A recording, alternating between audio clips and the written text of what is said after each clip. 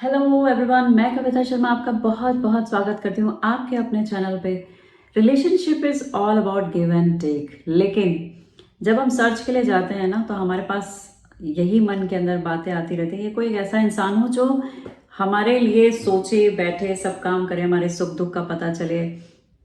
लेकिन ऐसा नहीं होता। इस रिश्तों में एक दूसरे को सपोर्ट करनी पड़ती है, और जहाँ ये सपोर्ट कंटिन्यू रहती है, रिलेशनशिप फॉर एवर यंग रहता है, एवरग्रीन रहता है। लेकिन जब ये रिलेशनशिप, आप इस रिश्ते में आ जाते हैं, आने के बाद हम अपनी अपनी रिस्पॉन्सिबिलिटीज को भूलते जाते हैं, खो देते हैं, और ये रिश्ते जो हैं ये फेड हो जाते हैं।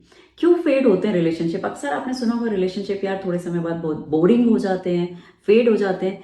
तो ये अपने आप फेड या बुरे नहीं होते। ये कोई कपड़े नहीं है जिन्हें आप धूप में सुखाएंगे और उसके दिन के थोड़े थोड़े दिन के बाद उसका रंग जो है वो गायब हो जाएगा। दो लोग हैं जो बहुत सारी चीजों को स्टार्ट में तो करते हैं, लेकिन धीरे धीरे धीरे धीरे वो इस रिश्ते को ग्रांटेड लेने लग जाते हैं।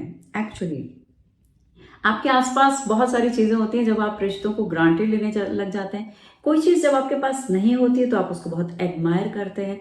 आपको लगता है वो चीज मेरे पास आ जाए, और जैसे ही आप उस रिलेशनशिप में आ जाते हैं, उस व्यक्ति के साथ आ जाते हैं, तो आप उस व्यक्ति को लेकर के बहुत ही केयर फ्री हो जाते हैं। आपके लिए बहुत ज़रूरी नहीं होता है उस रिश्ते के प्रति आपकी रिस्पॉन्सिबिलिटीज़ को बनाए रखना, उसको वैसे ही समझना, मेंटेन करना।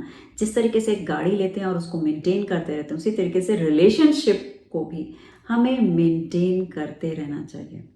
तो अगर ये मेंटेन नहीं करते हैं, जब आप अपनी चीज़ों को भूल जाते हैं, जब आपको लगता है कि ठीक है यार, अपने आप देख लेगा, अपने आप कर लेगा, या अपने आप सोच लेगी, अपने आप कर लेगी, जब ये सारी चीज़ें होने लग जाती है, तो वहाँ पे रिलेशनशिप फेड होने लग जाता है। और जब फेड होने लगता है तो हम एक दूसरे को लेकर के बहुत बोर फील करते हैं, बोरियत होती है मेरे रिश्ते में। और आप कहते हैं कि अब ये रिश्ता जो है ना यार एकदम बोझ बन गया है, हेडक हो गया है मेरे लिए, सामने वाला बंदा हेडक हो गया है, मेरी पार्टनर मेरे लिए हेडक बन गई है। तो ये सीन आ जाता है। तो ये जब आप ये हेडेक बोल रहे हो, तो उससे ज़रूरी है कि आप अपने आप को काउंसल करो, काउंसलिंग करो। आप किसी काउंसलर के पास जा सकते हैं जहाँ पे आप काउंसलिंग करा करके इन चीज़ों को वापस से सुपरहिट कर सकते हैं, अपने रिश्तों को वैसे ही ब्यूटीफुल बना सकते हैं, ग्लोरीफाई कर सकते हैं, ग्लोरियस बना सकते हैं रिलेशनशिप को, लवफुल बना सकते हैं अपने रिलेशनशिप को। लेकिन हम उन चीज़ों को फील भी करते हैं कि अब रिश्ते फेड हो रहे हैं, कमज़ोर हो रहे हैं, उसमें बहुत डिस्टेंस आ रही है, लेकिन हम कोई एक्शन नहीं लेते हैं उसके लिए। ना हम खुद की काउंसलिंग करते हैं, ना हम अपने पास्ट के उस समय को देखते हैं जहाँ पे ये रिश्ते बहुत सुंदर थे। सबसे पहली चीज़, जो लोग ये वीडियो देख रहे हैं और जो ये महसूस कर रहे हैं कि उनके रिलेशनशिप में सच में बहुत सारे चेंजेस आ चुके हैं, रिलेशनशिप जैसे मैंने बोला फेड हो चुके हैं, तो सबसे पहले आपको देखना है कि जब आपके रिश्ते बहुत सुंदर थे तो उस वक्त आप क्या करते थे, वो कौन से फॉर्मूलाज थे, किस प्रिंसिपल पे आप काम कर रहे थे, वो क्या चीज़ें थी जो तब थी और अब मिसिंग है। तो जब आप इन चीज़ों को ध्यान देंगे कि तो आपको पता चलेगा बहुत सारी मिसिंग चीज़ें हैं फ्रेंड्स। आपने बहुत सारी चीज़ों को छोड़ दिया है। बहुत सारी चीज़ों को जब आप नहीं करते हैं, सम टाइम आप बहुत फर्स्ट थिंग जो बहुत इंपॉर्टेंट है कि रिलेशनशिप जब आप स्टार्ट करते हो तो वहाँ एक दूसरे की फीलिंग्स का बहुत ज़्यादा ध्यान रखते हैं। तो ये फर्स्ट लेवल है डेवलपमेंट की, यानी जब एक रिश्ता बन रहा है, यानी एक घर बन रहा है, ठीक है, उस घर में रहने वाले लोग जो हैं वो रिलेशनशिप में हैं। जब ये रिलेशनशिप मजबूत और खूबसूरत रहता है तभी ये घर घर कहलाता है। और इस घर में रहने वाले आपको सबसे पहले एक दूसरे के अंदर उस फीलिंग को जगाना होता है, उस फीलिंग को जागृत रखना होता है, जहाँ पे काइंडनेस है, जहाँ पे लव है, जहाँ पे अटैचमेंट्स हैं, जहाँ पे एक दूसरे के लिए बहुत सारी केयर वाली फीलिंग्स हैं। तो ये इस तरीके, अब आप अपने मन को सोचो कि वो कौन कौन सी चीज़ है जिससे आप एक दूसरे को केयर, कि आप केयर करते हो एक दूसरे की, ये जता सकते हो। वो कौन सी चीज़ है जिससे आप एक दूसरे के अंदर काइंडनेस की फीलिंग को बता सकते हो। वो कौन सी चीज़ है जिसमें आप इमोशनली एक दूसरे को अटैच्ड फील करा सकते हैं। तो ऐसे छोटी छोटी चीज़ों को आपको करना है। अगर आपको तब भी समझ में चीज़ें नहीं आती तो आप डेफिनेटली काउंसलर्स की हेल्प लीजिए, आप काउंसलिंग कराइए। क्योंकि मैंने बहुत सारे मेरे क्लाइंट्स जो यहाँ पे रिलेशनशिप जब बहुत ही पार, जब आप किसी डिवोर्स वाली जगह पे आ जाते हैं ना, जब आपको लगता है कि यार अब रहने का कोई फायदा नहीं, अब तो इस रिश्ते से बाहर निकल के ही हम अच्छी सांस, गहरी सांस ले सकते हैं, तब यहाँ पे आते हैं, तो वो बहुत देर हो जाती है। उससे पहले ही आप उस स्टेज पे आइए जब आपको लगता है कि जो हमारे रिश्ते का जो एक जूस है, जो जॉय है, वो जा रहा है। जब वो खत्म हो रहा है ना, जब आपको लग रहा है कि चीजें अब पहले से चेंज हो रही हैं, तभी सही समय है कि आप एक डिसीजन लें और अपने काउंसलर्स को मिलें, या फिर आप सेल्फ काउंसलिंग भी एक दूसरे की करके अपने रिश्तों को पहले जैसा खूबसूरत बना सकते हैं। तो आपको एक दूसरे के अंदर सबसे पहला पॉइंट कि आपको फीलिंग्स, इमोशन, केयर और काइंडनेस को जताना है। सेकेंड पॉइंट में आपको एक दूसरे को एडमायर, यानी आप एक दूसरे को एडमायर करना भूल जाते हैं कि तुम्हारे अंदर क्या खूबियाँ हैं, क्या अच्छाइयाँ हैं। हो सकता है कि आपका फ्रेंड बहुत अच्छा, आपका पार्टनर बहुत अच्छा कुकिंग में कर लेता हो, बहुत अच्छी चाय बना लेता हो, वो बहुत अच्छे गिटार प्ले करता हो, बहुत अच्छा गाना गा लेता हो, उसकी शॉपिंग करने का तरीका बहुत अच्छा हो सकता है कि वो बहुत डेयरिंग हो। इस तरीके से कोई भी चीज़ें जो आपको लगता है कि हाँ, ये कुछ चीज़ें हैं, कुछ बातें हैं जो आपको अपने पार्टनर से समझ में आती है कि आपके बिना बोले आपका पार्टनर आपके बहुत सारी विशेस को पूरी कर देता हो, तो आपको उन चीज़ों को ध्यान में रखना है और एडमायर करते रहना है। शुरुआत में तो आप बहुत चीज़ों को बहुत बारीकी के साथ नोटिस भी करते हैं, ऑब्जर्व करते हैं, और उसे आप सामने वाले को एडमायर करते हैं, यानी बताते भी हैं उसकी फील, इन सब खूबियों को दूसरों के साथ भी शेयर करते हैं। लेकिन समय बीतते के साथ आप सब कुछ भूल जाते हैं फ्रेंड्स। जो आपकी रूटीन लाइफ होती है वो बहुत ही उजड़ी हुई, बेकार, उसमें आप भाग रहे हो, दौड़ रहे हो, बच्चे को देख रहे हो, घर को देख रहे हो, और इस सिचुएशन पे आ जाते हो कि आप अब वही चीज़ें जब सामने वाला कुछ करता है तो आप उसको नोटिस भी नहीं करते हैं। तो ये चीज़ें हैं जो आपके रिलेशनशिप को, आपके रिश्ते के जो खूबसूरत से कलर्स हैं उनको फेड कर देती है। तो इन चीज़ों को अभी से, इस वीडियो को देखने के बाद से ही अगर आप थोड़ा भी इंस्पिरेशन ले रहे हो, इंस्पायर हो रहे हो इस वीडियो को देख करके, तो आप अपने पार्टनर को एडमायर कीजिए, उनकी छोटी छोटी खूबियों को प्रेज करना शुरू कीजिए। इसके अलावा आप एक दूसरे को समय ज़रूर दें, यानी एक दूसरे से दूर ना भागें। जब हमें लगता है कि यार अब क्या है, अब तो शादी, कुछ लोगों के डायलॉग्स ही ऐसे हो जाते हैं कि अब तो शादी को 10 साल हो गए, अब तो 8 साल हो गए, अब तो 20 साल हो गए, अब कोई ज़रूरत ही नहीं है साथ में बैठने की या एक दूसरे को समय देने की। तो अगर आपने इस तरीके के डायलॉग्स बना लिए हैं या सुन रखे हैं अपने परिवार में, और उसी के अकॉर्डिंग आप भी अपने जीवन की नाव को तैरा रहे हैं, तो ये नाव डेफिनेटली डूबने वाली है। तो अभी भी इन चीज़ों का आप ध्यान रख सकते हैं, और इस तरीके की चीज़ों से कि हम के दूर रहने के बजाय आप रिश्ते में एक दूसरे की करीबी को क्रिएट कीजिए, यानी इस डिस्टेंस को एक दूसरे के क्लोज होइए और समय एक साथ बिताइए। यानी आप अगर टेलीविज़न देख रहे हैं तो जनरली लेडीज़ किचन में होती हैं, तो ऐसा नहीं, आप किसी ऐसे समय को आप एक दूसरे के लिए क्रिएट कीजिए। वो एक छुट्टी का दिन भी हो सकता है, संडे हो सकता है आपके लिए, जहाँ पे आप एक दूसरे के साथ बैठ करके पॉपकॉर्न लेकर के पिक्चर हॉल में या मूवी देख रहे हैं घर में, किसी कॉमेडी सीरियल को साथ में एंजॉय कर रहे हैं, वहाँ पे आप एक दूसरे को हैंड टू हैंड, एक दूसरे का हाथ पकड़ के आप शॉपिंग के लिए जा सकते हैं, जहाँ पे आप अपने होने की फीलिंग को दिखा रहे हैं। यानी दूर नहीं, आप एक दूसरे के पास हैं, इस चीज़ का एहसास करा रहे हैं। अगर आप टीवी देख रहे हो तो आप दूसरे के शोल्डर पे अपना सर रख के उन टेलीविज़न को प्रोग्राम देख सकते हैं। तो ये एक दूसरे का होना, आप एक दूसरे को हग करके, यानी बहुत से कपल्स, मैं यहाँ पे जब भी मैं कपल काउंसलिंग करती हूँ तो उसमें बहुत सारे कपल्स ऐसे हैं जो भूल ही जाते हैं कि उनको एक दूसरे के हैंड टू हैंड, हाथ पकड़ के भी वो बैठ सकते हैं या एक दूसरे को हग कर सकते हैं। यू नो दिस, ये फीलिंग्स, ये जेस्चर जो हैं आपके रिश्ते को बहुत मजबूती देते हैं, एक स्पार्क क्रिएट करके रखते हैं, जहाँ से आपका रिलेशनशिप हमेशा एक फ्रेशनेस देता है आपके रिश्ते को, और लॉन्ग लाइफ देता है।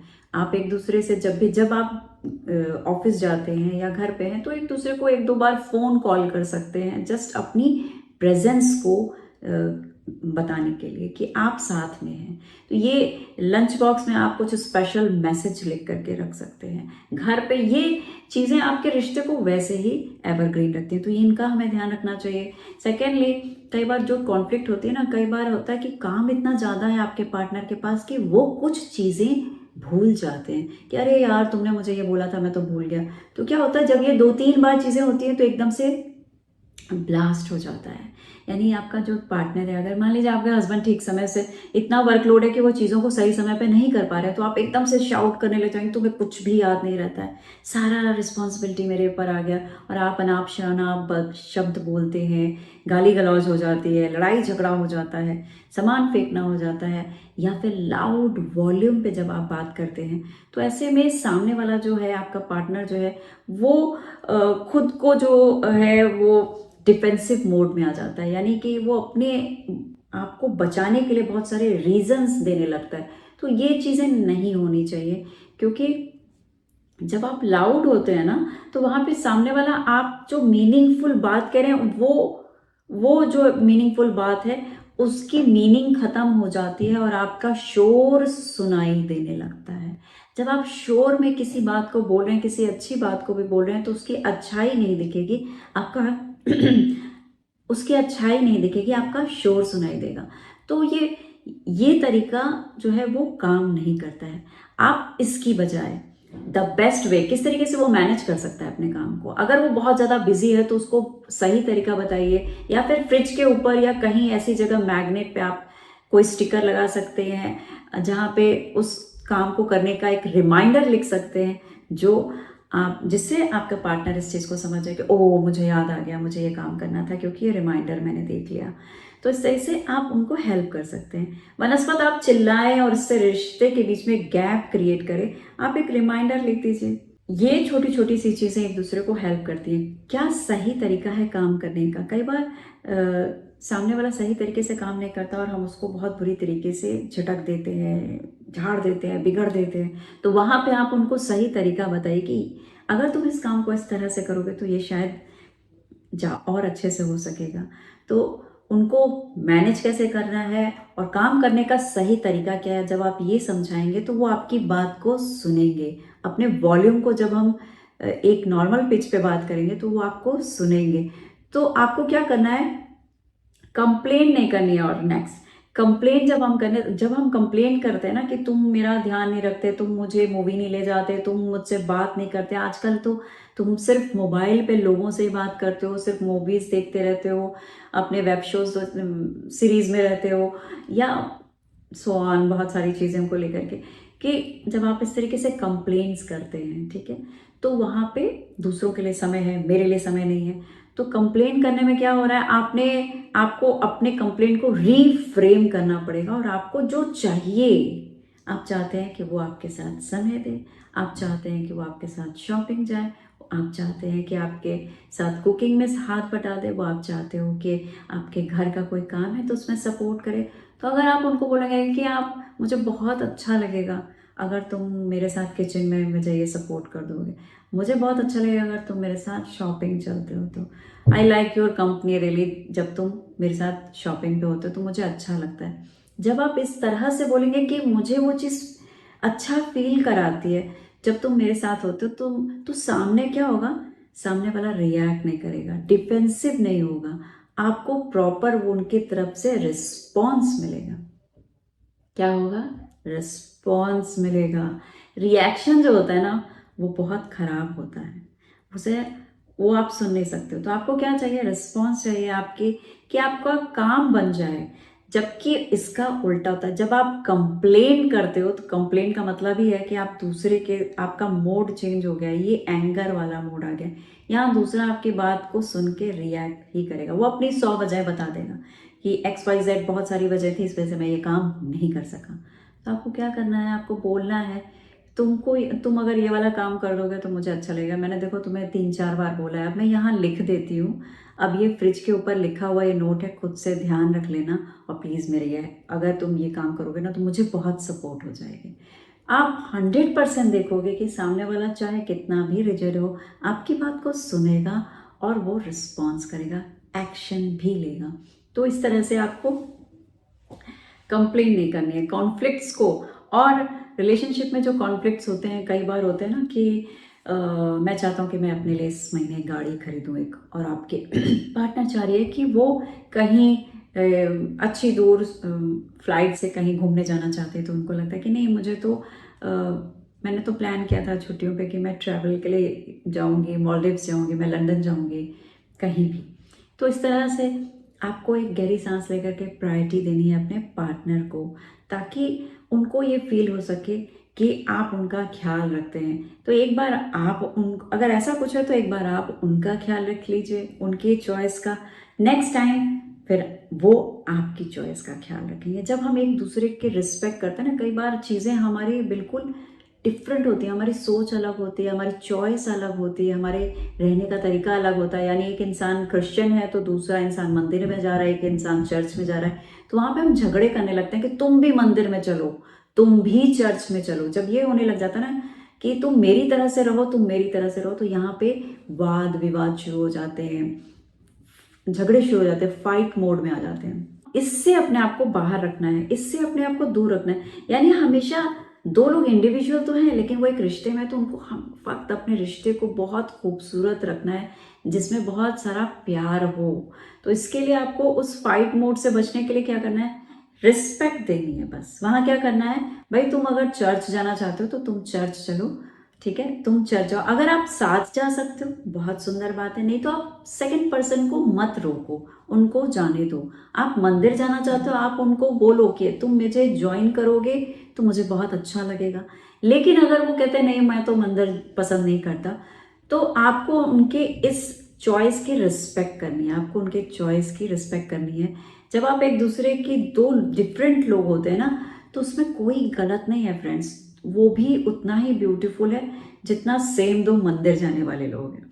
एक लास्ट बात और आपको शेयर करना चाहूँगी कि रिलेशनशिप में एक दूसरे के डिज़ायर ड्रीम को ज़रूर जानिए और पहचानिए। कई बार ऐसा होता है कि आपका पार्टनर कुछ करना या बनना चाहता है, लेकिन वो किसी कारण आपको कोई अपने जो फीलिंग्स हैं, अपनी डिज़ायर हैं, वो शेयर नहीं करते हैं, और वो अकेले में इन चीज़ों को लेके परेशान रहता है कि मैं किस तरीके से करूँ या क्या करना है, मैं किस तरह से बोलूँ, पता नहीं सामने से क्या रिएक्शन आएगा, क्या रिस्पॉन्स आएगा।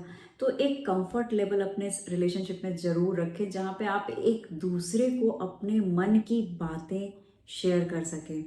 और बहुत ज़रूरी है कि आप अपने पार्टनर के ड्रीम को जब आप पूरा करते हैं तो आप सही मायने में आप इस रिलेशनशिप को अंजाम देते हैं। और फ्रेंड्स, ये इतना इम्पॉर्टेंट पार्ट है जहाँ पे अगर आप अपने पार्टनर के ड्रीम को पूरा करने में उनकी हेल्प करते हैं। कई बार होता है कि आपका पार्टनर आपको बताता है और आप बोलते हो अरे यार ये तो वेस्ट है, ये इन्वेस्टमेंट बेकार है, मुझे नहीं लगता यहाँ से इतना अच्छा हमें रिजल्ट आने वाला है, या तुम इस काम को ठीक से नहीं कर पाओगे, तुम्हें ये काम नहीं करना चाहिए।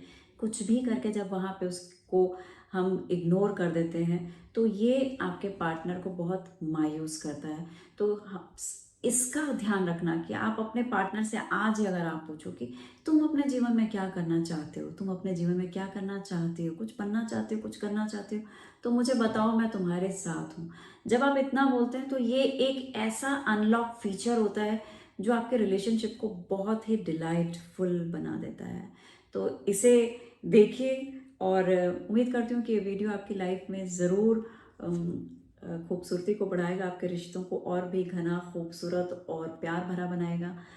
रिलेशनशिप पे मेरे और भी वीडियोस आते रहेंगे। अगर आपको ये वीडियो पसंद आई है तो नीचे कमेंट बॉक्स में कमेंट ज़रूर लिखिए और बताइए कि आप क्या इश्यूज हैं, क्या क्या चैलेंजेस हैं जिन पे मैं वीडियोस बनाऊं और आपको हेल्प करें आपके लाइफ को और खूबसूरत बनाने के लिए। जो लोग नए आए हैं इस चैनल पे, वो लोग वीडियो को, इस चैनल को सब्सक्राइब करें, वीडियो को लाइक करें और नोटिफिकेशन बेल को दबाना ना भूलें। जाने से पहले फिर से बोलूँगी कि अपना और अपनी फैमिली का बहुत बहुत ख्याल रखिए। Thank you so much for giving your time. Take care.